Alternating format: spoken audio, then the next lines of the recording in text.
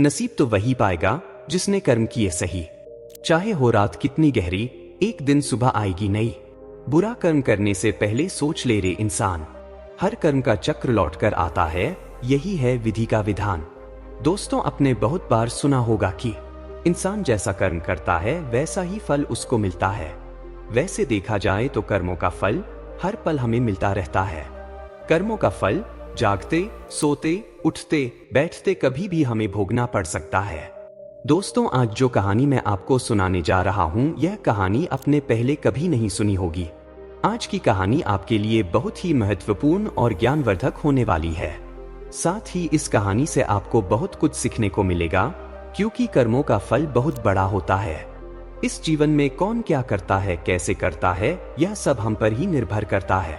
मेरे प्यारे दोस्तों, मेरा आपसे हाथ जोड़कर निवेदन है कि आप कहानी के अंत तक हमारे साथ जरूर बने रहें।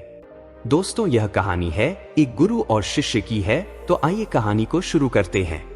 बहुत समय पहले की बात है। एक छोटी सी पहाड़ी पर एक कुटिया थी। उस कुटिया में एक गुरु और एक शिष्य रहा करते थे। उस गुरु को बहुत सी सिद्धियां प्राप्त थी और उनकी सिद्धि हर जगह प्रसिद्ध थी। वह वहां के लोगों में इतनी ज्यादा प्रचलित है कि लोग उनकी शक्तियों से भली भांति परिचित थे। वह गुरु जी ध्यान में बहुत ही ज्यादा लीन रहा करते थे। कई बार वह 2-3 दिनों तक ध्यान में बैठे रहते थे और वह कुछ खाते पीते भी नहीं थे। उनके ध्यान की शक्ति की खास बात यह थी कि वह ध्यान करते करते भविष्य देखने में सक्षम थे। एक बार ऐसे ही वे ध्यान में लीन थे तो वह अपनी दिव्य दृष्टि से देखते हैं कि अगले 8 दिनों बाद उनके शिष्य की मृत्यु तय है।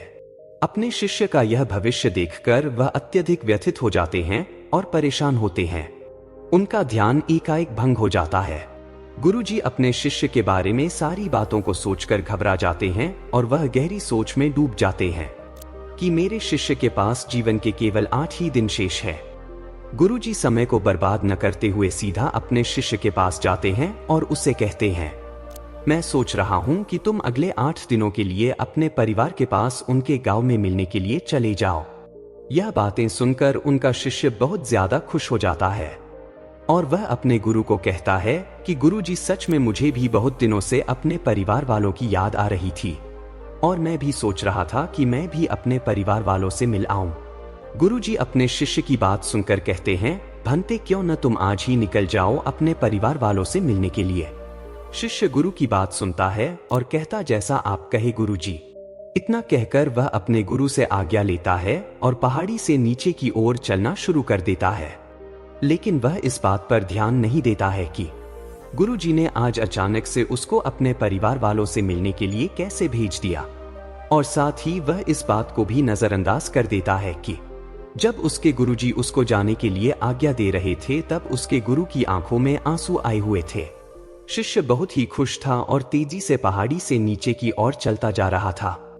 चलते चलते पहाड़ी से जैसे ही वह नीचे समुंदर के पास पहुंचता है तो वह देखता है कि एक रेत के टीले के पास चींटियों का घर था और उस घर से बहुत सारी चींटियां बाहर की तरफ आ रही थी और बहुत सारी चींटियां अंदर की तरफ जा रही थी।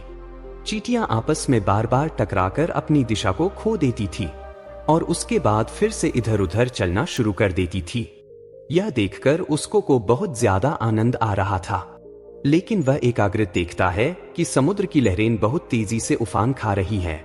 शिष्य समुद्र की लहरों को देखकर समझ जाता है कि कुछ ही पलों के अंदर यह समुद्र का पानी चींटियों के घर में घुसकर उनका घर को तबाह कर देगा और इसकी वजह से बहुत सारी चींटियों की जान चली जाएगी।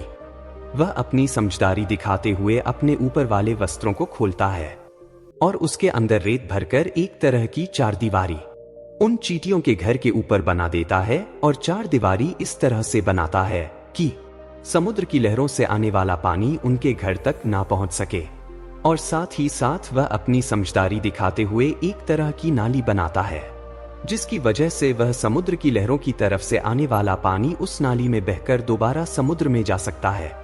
इस समझदारी की वजह से वह बहुत सारी चींटियों की जान बचा लेता है और फिर वह एक नाव में बैठकर अपने घर की ओर समुद्र पार करके निकल जाता है। वह बहुत समय के बाद अपने परिवार से मिलता है और उनके साथ हंसी खुशी कुछ दिन रहता।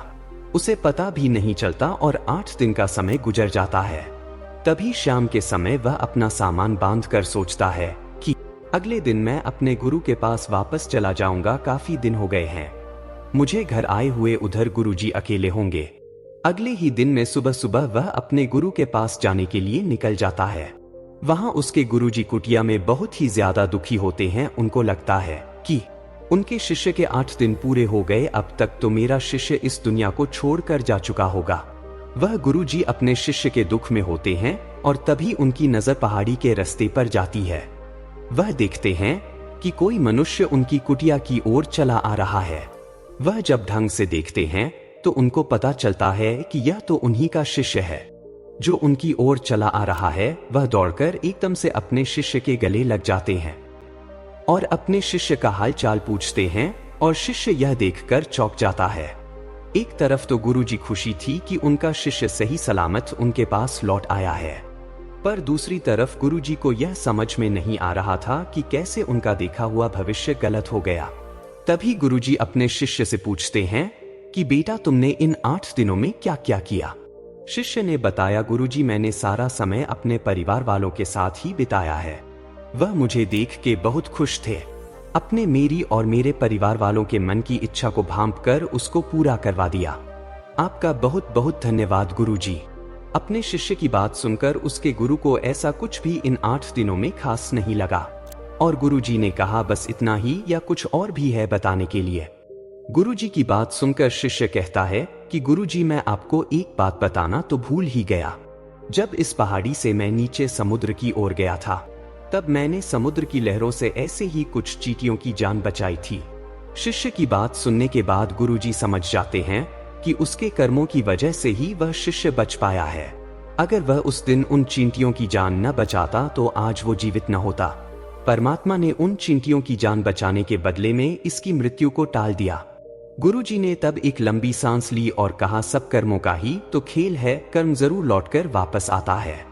तो साथियों, इस कहानी से हमें यह सीख मिलती है, जीवन में हमेशा ऐसे कर्म करो जो कि कभी लौटकर भी आए तो आपका भला ही करे। हमारे कर्म हमेशा लौटकर वापस जरूर आते हैं।